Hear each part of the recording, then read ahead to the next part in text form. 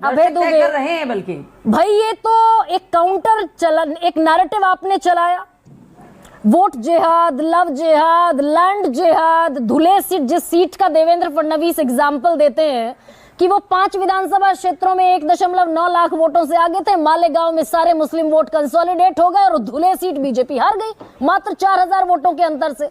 तो वो कंसोलिडेट कर ले, आप कर लें तो ठीक, जायज, ये कर लें तो गलत।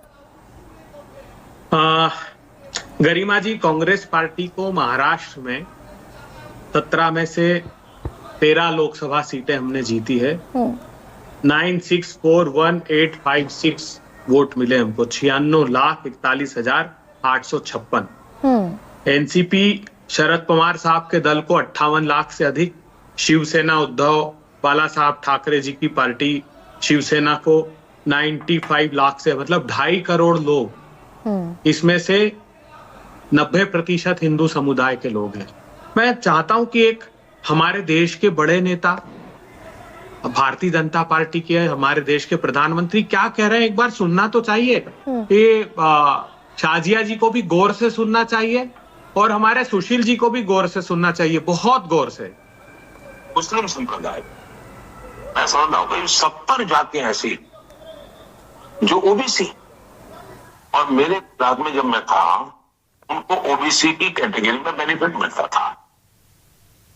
वो कह रहे हैं मुस्लिम जातियां 70 में जब मुख्यमंत्री था तो उनको ओबीसी कैटेगरी का आरक्षण देता था स्पेसिफिकली प्रधानमंत्री जी ने, और ये इंटरव्यू पुराना है। आज का कॉन्टेक्स्ट होता तो वो मुस्लिम का म भी मुंह से नहीं निकालते। आज देश के लोगों गौर से सुनिए रणनीति क्या है भारतीय जनता पार्टी की। वो भारतीय जनता पार्टी जो एक दुर्दांत आतंकवादी सैफुल्लाह फारूक पंडितों का हत्यारा कश्मीर में, उसको टिकट देती है। तारिक अहमद मीर जो पाकिस्तान से हथियार सप्लाई करता था उसको विधानसभा का चुनाव लड़ाती है। तालिब हुसैन गृह मंत्री का मंच साझा करता है एक आतंकवादी।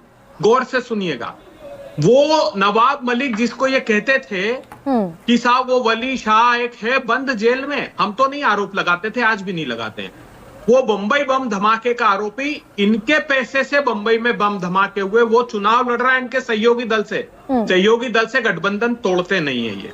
हसन मुशर्रफ जिसको कहते थे ईडी 3 छापे मारती थी कि साहब 40,000 किसानों का पैसा ट्रांसफर कर लिया, वो लड़ रहा है इनके दल से, लेकिन इनको कोई शिकायत उस बात से नहीं है। ये प्रफुल्ल पटेल के लिए कहते थे कि दाऊद का दायां हाथ, इकबाल मिर्ची का साथी प्रफुल्ल पटेल, हमको सरकार में आने दो, अजीत दादा चक्की पिसिंग पिसिंग पिसिंग। कोई नैतिकता, कोई सिद्धांत, कुछ भी जिंदा नहीं रहा। आज क्या कर रहे हैं देश के लोगों, बहुत गौर से सुनिएगा जो मैं कहने जा रहा हूं। इन लोगों ने 2 प्रकार की स्ट्रेटेजी अपनाई है।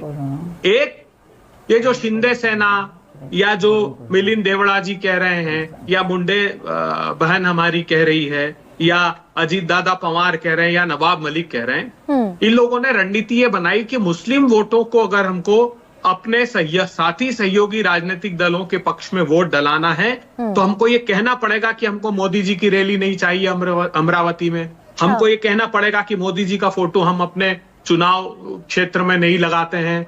और दूसरी तरफ ये एक रणनीति और अपना रहे हैं। इनको पता है ये चुनाव हार गए। अभी आप देखिए शिवसेना के प्रवक्ता ने क्या कहा कि लोकसभा में ने निर्णय ले लिया उन नारों का।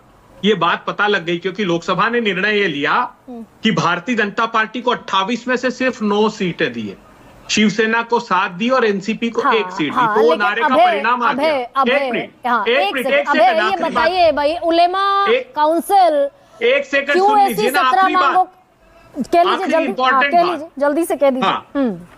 अब इनको इस बात का आभास हो गया कि महाराष्ट्र में चुनाव हार गए तो ठिकरा किसके सर फोड़ेंगे, तो वो आदित्यनाथ के सर फोड़ेंगे। कि साहब ये जो नारा था इसका इतना बुरा असर महाराष्ट्र में हुआ कि हम चुनाव हार गए, ये इसकी भूमिका बनाना प्रारंभ। अच्छा, वो तो 23 नवंबर के बाद की बात है ना, लेकिन अभय ये उलेमा काउंसिल जो अपनी मांगों के साथ 17 शर्तों के साथ पहुंची महाविकास अघाड़ी के पास कि मुस्लिमों को 10% आरक्षण दोगे तब समर्थन देंगे, वक्फ बोर्ड संशोधन विधेयक का विरोध करोगे तब समर्थन देंगे, और सुनने में आया कि ऐसी मांगों पर रजामंदी भी दे दी गई है कि भाई मुसलमानों का वोट चाहिए तो एक मुश्त जो शर्तें ले आओ सब पर राजीनामा।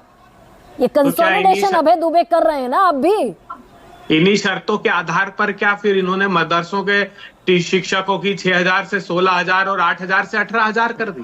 मौलाना आजाद मुस्लिम बोर्ड में 1,000 करोड़ रुपए का प्रोविजन कर दिया, जो ये आप चंद्राबाबू नायडू का कह रही थी ना। हाँ। वो कॉमन मिनिमम, वो इनका कॉमन एजेंडा है साहब। नहीं, वो ये अकेला गलत तुलना इंडिया का कर रहे हैं नहीं है। क्या भाई? मदरसों के शिक्षकों की तनख्वाह बढ़ाना ये वेलफेयर स्टेट का काम है, और गरिमा आरक्षण जी। दे दो 10% मुसलमानों को, आरएसएस पर बैन लगा दो। गरिमा मांगे जी, स्वीकार की ना आपने। नहीं, मेरी बात सुनिए। सबको अपनी बातें रखने का हक है इस प्रजातंत्र में।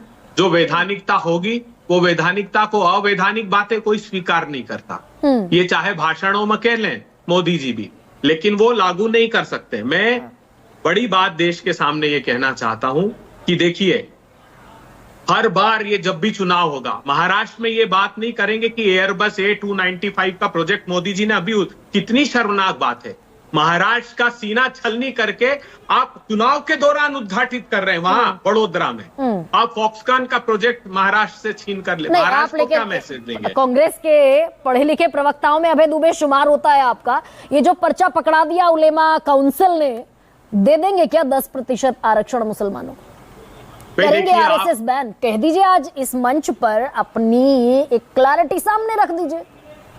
हम क्या देंगे वो हमारी क्लैरिटी हमने सामने रखी है। हम 3 लाख रुपए तक का किसानों का कर्ज माफ करेंगे।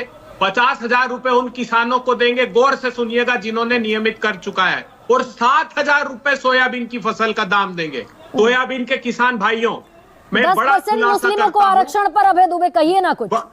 नहीं, मैं तो कह रहा हूं ना, ये कहा कान में इन्होंने जाके नहीं कहा। इनके कॉमन एजेंडे में है साहब, ये झूठ बोल रहे हैं। यहाँ टीडीपी और भारतीय जनता पार्टी का संयुक्त कार्यक्रम है, साथ में सरकार क्यों नहीं हट जाते?